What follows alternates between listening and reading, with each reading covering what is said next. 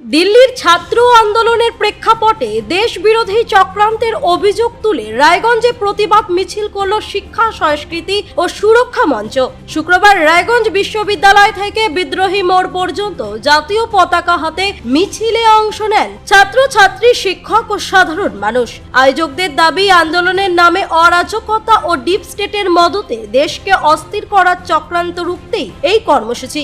মিছিলে অংশ নেওয়া শুভব্রত অধিকারী বলেন, আন্দোলন গণতান্ত্রিক পদ্ধতিতে হওয়া উচিত, হিংসা নয়। তিনি নিট প্রশ্নপত্র ফাঁসের ঘটনার নিন্দা করে দোষীদের কঠোর শাস্তির দাবি জানান। তবে সেই ইস্যুকে সামনে রেখে দেশের সম্পত্তি নষ্ট বা অশান্তি সৃষ্টি মেনে নেওয়া যায় না বলেও মন্তব্য করেন তিনি আরো বলেন, সরকার আন্দোলনকারীদের সঙ্গে আলোচনার উদ্যোগ নিয়েছে। পুলিশকে ইট মারলে পুলিশ তো আর গোলাপ ফুল দেবে না, এই মন্তব্যও করেন তিনি।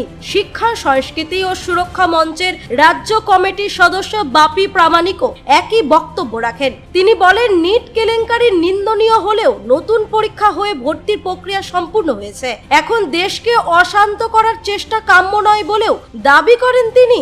দেশের নৈতিকতা, নিরাপদ ও স্বার্থ রক্ষার আহ্বান জানিয়ে এই প্রতিবাদ মিছিলের আয়োজন করা হয়েছে বলে জানান আয়োজকেরা। উল্লেখ্য, এসব বক্তব্য অভিযোগ আন্দোলনকারীদের নিজস্ব দাবি। শুভব্রত অধিকারী, ভারতে একজন জেনজি। দেখুন, গণতান্ত্রিক দেশে ককরোচ জনতা পার্টি কেন, আরশোলা জনতা পার্টি, যে জনতা পার্টি হোক, তারা আন্দোলন করতে পারে। গণতান্ত্রিক ভাবে আন্দোলন করার অধিকার সবার আছে। কিন্তু ডিসপ্লেটের মদতে আন্দোলনের নামে দেশে অস্থিরতা তৈরি করা, সরকার ফেলে দেওয়ার চক্রান্ত তৈরি করা, ভেবেছে যেভাবে বাংলাদেশ বা নেপালের সরকারের পরিবর্তন হয়েছে ঠিক একইভাবে ভারতবর্ষ সরকার ফেলার চক্রান্ত যারা করছে, সেই চক্রান্ত সফল হবে না। ভারতের জেনজি ভারতের সাথে আছে, দেশের সাথে আছে। এই বার্তাইতে রায়গঞ্জ বিশ্ববিদ্যালয়ের ছাত্র এবং রায়গঞ্জ শহরের শিক্ষক, শিক্ষাকর্মী, সমাজের সমস্ত অংশের মানুষ আজকে রাস্তায় নেমেছে দেশের ছাত্র সমাজ দেশের সাথে।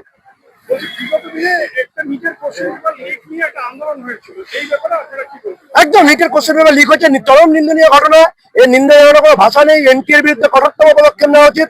কিন্তু তার মানে এই নয় আমি দেশের সম্পত্তি ভাঙচুর করে তার বিরুদ্ধে আন্দোলন করবো। আমরাও চাই নিটে যারা প্রশ্ন আসছে তাদের কঠোর থেকে কঠোরতম শাস্তি দেওয়া হোক, কঠোরতম দৃষ্টান্তমূলক শাস্তি হোক, যাতে আগামী দিনে কোনো ছাত্রের ভবিষ্যৎ নষ্ট নয়। কিন্তু তার পাশাপাশি এই আন্দোলনকে হাতিয়ার করে যারা এই আন্দোলনের মাধ্যমে দেশে অস্থিরতা তৈরি করতে চাইছে, তাদের জন্য আমাদের স্পষ্ট মেসেজ, দেশের ছাত্র সমাজ দেশের সাথে আছে, দেশের জেনজিরা দেশের সাথে আছে। এই বার্তা দেওয়ার জন্য আজকে দেশের ছাত্র সমাজ জাতীয় পতাকা হাতে দল ও মত নির্বিশেষে রায়গঞ্জে রাস্তায় নেমেছে।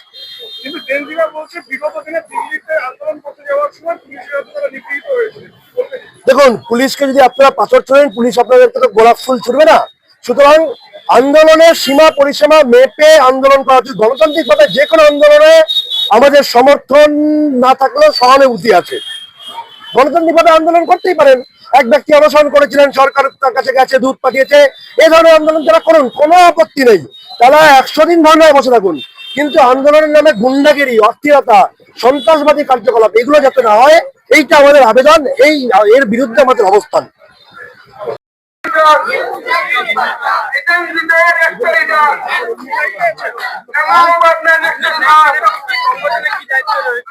বাপি প্রামাণিক, শিক্ষা সংস্কৃতি সুরক্ষা মঞ্চের রাজ্যের সদস্য।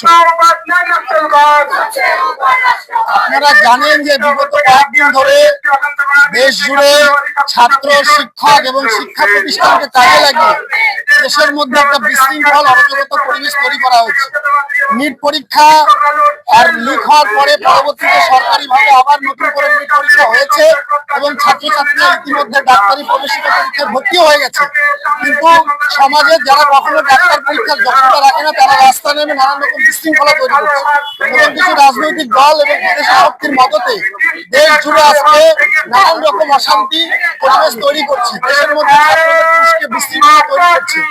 আমরা চাই দেশের মধ্যে ছাত্র সমাজ আজকে দেশের রক্ষার্থে, দেশের সুরক্ষায় কাজ করবে। আজকে প্রশ্ন ফাঁসের মতো বিষয়ে আজকে এই ধরনের অশান্তি বরদাস্ত করা যায় না। দেশের ভেতরে প্রশ্ন লিক হওয়ার ঘটনা অবশ্যই খারাপ বিষয়, কিন্তু এর সাথে সাথে দেশের সুরক্ষা, দেশের নৈতিকতা, দেশের বিষয় ভাবা উচিত। তাই আমরা ছাত্র শিক্ষকরা বলছি, দেশের সাথে এই অরাজকতা বন্ধ হওয়া দরকার। রায়গঞ্জ থেকে রামকৃষ্ণ দাসের রিপোর্ট, কুলিক নিউজ।